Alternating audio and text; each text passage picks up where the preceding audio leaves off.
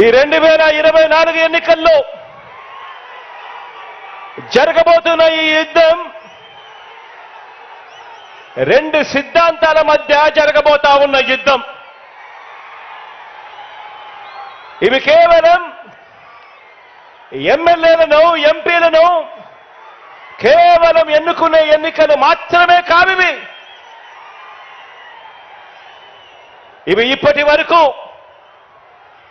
ఈ 5 ఏళ్ల కాలంలో ఇంటింటికి కూడా మనందరి ప్రభుత్వం అందించిన సంక్షేమము, అభివృద్ధి, ఈ పథకాలన్నీ కూడా కొనసాగాలనే అడుగులు వేసే మనకు ఈ పథకాలన్నీ రద్దు చేయటమే టార్గెట్ గా పెట్టుకొని డ్రామాలాడుతా ఉన్న చంద్రబాబుకు మధ్య జరిగే ఈ యుద్ధంలో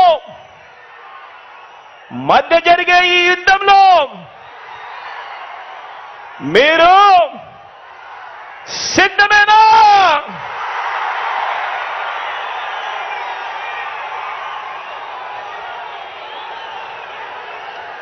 ఈ యుద్ధం పేదలొక వైపున ఉంటే, పెత్తందారులు మరో వైపున ఉండి ఈ యుద్ధం జరగబోతా ఉంది. ఈ యుద్ధం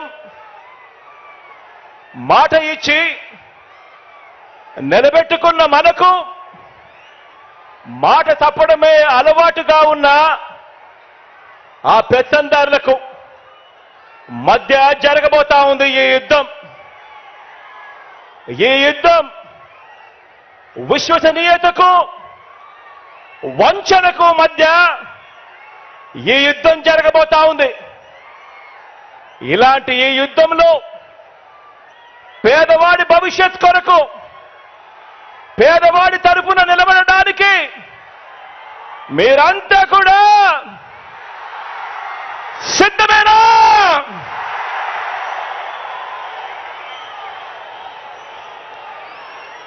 ఈ యుద్ధం వేరే రాష్ట్రంలో ఉంటూ మోసం చేసేందుకు అప్పుడప్పుడు మన రాష్ట్రానికి వచ్చిపోతూ ఉన్న నాన్ రెసిడెంట్స్ ఆంధ్రాస్ అప్పుడప్పుడు మనల్ని మోసం చేయడానికి మాత్రమే వస్తూ ఉంటారు. ఎవరు మన రాష్ట్రంలో కూడా ఉండరు. అటువంటి నాన్ రెసిడెంట్స్ ఆంధ్రాస్ కు ఈ గడ్డ మీదే పుట్టి, ఈ గడ్డ మీదే మమకారంతో ఇక్కడే ఇల్లు కట్టుకొని ఇక్కడే ప్రజల మధ్య ఉన్న మనకు మధ్య జరగబోతా ఉంది ఈ యుద్ధం. ఈ వేదిక మీద నుంచి, ఇదే వేదిక మీద నుంచి చంద్రబాబు నాయుడు గారికి ఒక సవాల్ విసురుతా ఉన్నా. ఇదే వేదిక మీద నుంచి సవాల్ విసురుతా ఉన్నా. 14 సంవత్సరాలు ముఖ్యమంత్రిగా పరిపాలన చేశారు. 3 సార్లు ముఖ్యమంత్రి కుర్చీలో కూర్చున్నారు. మరి 14 సంవత్సరాలు ముఖ్యమంత్రిగా పరిపాలన చేసిన మీరు, 3 సార్లు ముఖ్యమంత్రి అయిన మీరు, మరి మీ పేరు చెబితే రైతులకు గుర్తుకొచ్చే ఒక్కటైనా పథకం ఉందా అని అడుగుతా ఉన్నాను ఇదే పెద్ద మనిషి చంద్రబాబు నాయుడు గారిని. 2 చేతులు పైకెత్తి ఇలా ఇలా ఇలా ఇలా ఇలా ఇలా ఇలా ఇలా ఇలా ఇలా ఇలా ఇలా ఇలా.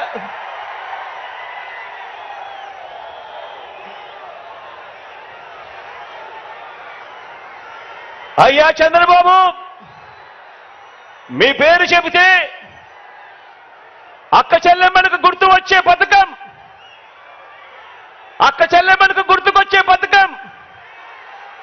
చంద్రబాబు పేరు చెబితే అక్క చెల్లెమ్మలకు గుర్తుకొచ్చే పథకం కనీసం ఒక్కటంటే ఒక్కటైనా ఉందా అని అడుగుతా ఉన్నాను ఇదే పెద్ద మనిషి చంద్రబాబు నాయుడు గారిని.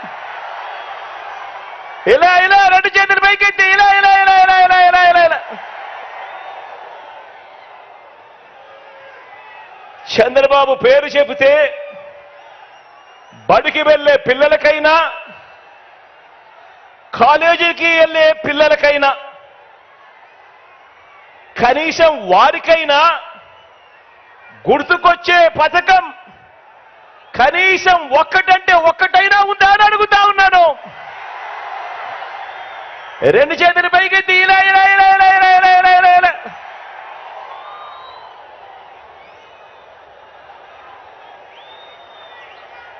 పోనీ రైతన్నలకు గుర్తులేదు, చంద్రబాబు పేరు చెబితే ఒక పథకం. అక్క చెల్లెమ్మలకు గుర్తు రాదు, చంద్రబాబు పేరు చెబితే ఒక పథకం. చదువుకుంటున్న పిల్లలకు గుర్తుకు రాదు, చంద్రబాబు పేరు చెబితే కనీసం ఒక్కటంటే ఒక్క పథకం. పోనీ చంద్రబాబు పేరు చెబితే కనీసం అవ్వా తాతలకైనా కూడా మమ్మల్ని బాగా చూసుకున్నాడు, మా పెన్షన్ మా ఇంటికే పంపాడని చెప్పుకునే పరిస్థితి అయినా కూడా కనీసం ఉందా అని అడుగుతా ఉన్నాను. ఇలా రెండు చేతులు పైకెత్తి ఇలా ఇలా ఇలా ఇలా ఇలా ఇలా ఇలా ఇలా ఇలా ఇలా.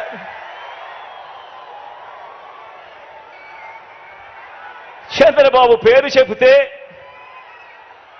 ఏ ఒక్కరికి కూడా ఆయన ముఖ్యమంత్రిగా ఉండగా ఫలాని మంచి చేశాడు అని, ఫలాని మంచి పథకం తీసుకొచ్చాడు అని కనీసం చెప్పుకునేందుకు ఒక్కటంటే ఒక్క పథకం కూడా కనీసం చంద్రబాబు నాయుడు గారి పేరు చెబితే గుర్తుకు రాదు.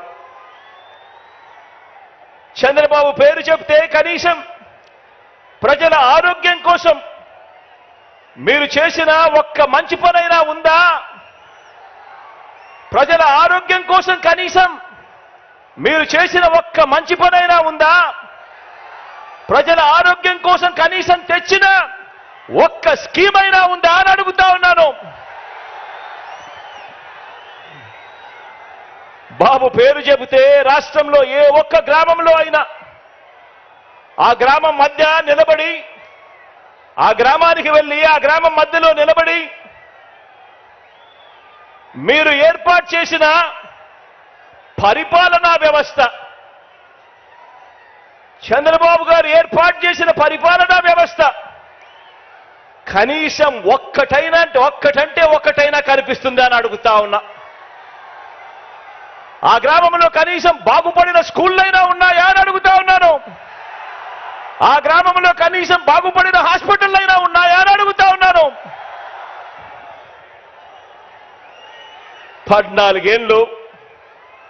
14 సంవత్సరాలు ముఖ్యమంత్రిగా పరిపాలన చేశాడు, 3 సార్లు ముఖ్యమంత్రి అయ్యాడు.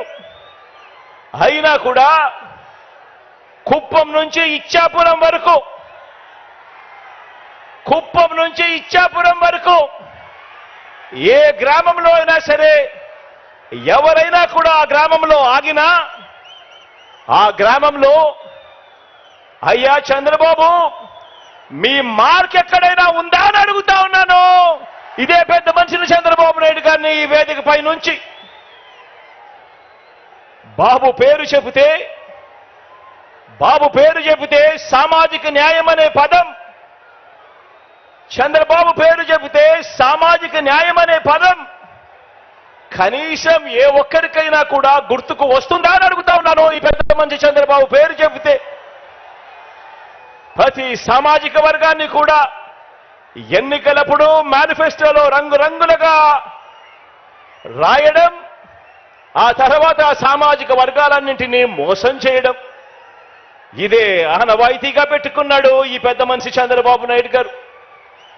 1995 అప్పుడు చూసినా, 1999 పోనీ అప్పుడు చూసినా, లేక 2014 పోనీ అప్పుడు చూసినా కూడా సీఎం అయిన ఇదే పెద్ద మనిషి చంద్రబాబు గారు ఈ 3 సందర్భాలలో కూడా తెలుగుదేశం పార్టీ తరఫున తెలుగుదేశం మేనిఫెస్టో అంటూ ఇచ్చి, మీరిచ్చిన మేనిఫెస్టోలో ఏనాడైనా కూడా కనీసం 10% అమలు చేశారా అని అడుగుతా ఉన్నాను ఇదే వేదికపై నుంచి ఇదే పెద్ద మనిషి చంద్రబాబు నాయుడు గారిని.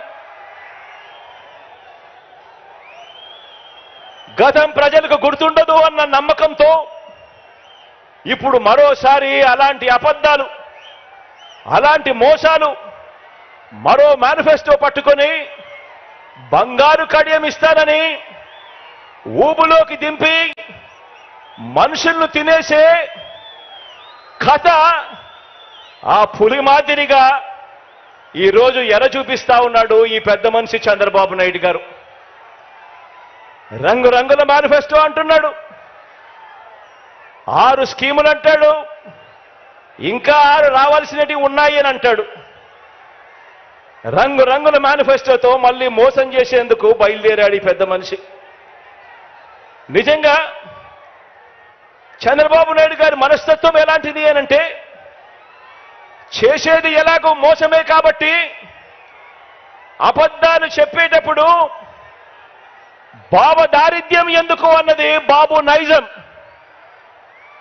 ఎలాగూ చేసేది లేదు, ఎలాగూ చెప్పేది అబద్ధాలు, ఎలాగూ చేసేది మోసమే కాబట్టి ఇక ఎలాగో మోసమే చేస్తా ఉన్నప్పుడు ఇక నోటికి కట్టడి ఎందుకు, అబద్ధాలు చెప్పేటప్పుడు బాబు దారిద్ర్యం ఎందుకు అన్నది బాబు నైజం. నమ్మినవాడు మునుగుతాడు, నమ్మించిన వాడు దోచుకోగలుగుతాడు అన్నది బాబు సిద్ధాంతం. ఆలోచన చేయమని అడుగుతా ఉన్నాను. చంద్రబాబు నాయుడు గారు 3 సార్లు ముఖ్యమంత్రి అయ్యాడు, 3 సార్లు తాను మేనిఫెస్టోను ప్రవేశపెట్టాడు. ఎన్నికలకు ముందు ప్రజలకు ఫలానిది చేస్తాను అని చెప్పి రంగురంగుల కాగితాలతో ఆశ పెట్టాడు. పెట్టిన తర్వాత ప్రతి సందర్భంలోనూ కూడా తాను చేసింది మోసం. ఆ దగ కళ్ళ ఎదుటే కనిపిస్తా ఉంది. కాబట్టే చంద్రబాబు వాగ్దానాలన్నీ మోసాలేనని, ఏనాడు అమలు చేయలేదన్న నిజాన్ని ఇంటింటికి వెళ్ళి కూడా, ఇక్కడున్న ప్రతి కార్యకర్త ఇంటింటికి వెళ్ళి కూడా చెప్పాలి. చంద్రబాబు నాయుడు గారిని, ఆయన అబద్ధాల్ని నమ్మకండి అని ప్రతి ఇంటికి వెళ్ళి చెప్పాలి. బాబు వంచల్ని, బాబు మోసాల్ని భరించలేక కదా, చంద్రబాబు నాయుడు గారి మోసాలని, చంద్రబాబు నాయుడు గారి వంచల్ని భరించలేకే కదా 5 ఏళ్ల క్రితం రాష్ట్రంలోని అన్ని సామాజిక వర్గాలు, రాష్ట్రంలోని అన్ని ప్రాంతాల వారు, మొత్తం ప్రజలందరూ కూడా చొక్కా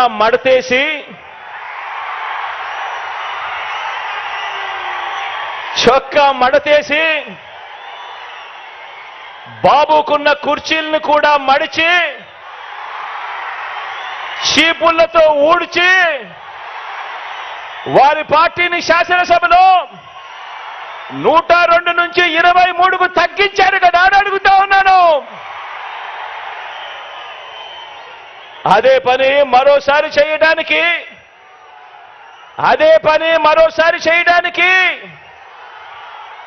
చొక్కాలు మడత వేయడానికి సిద్ధంగా ఉన్నారా?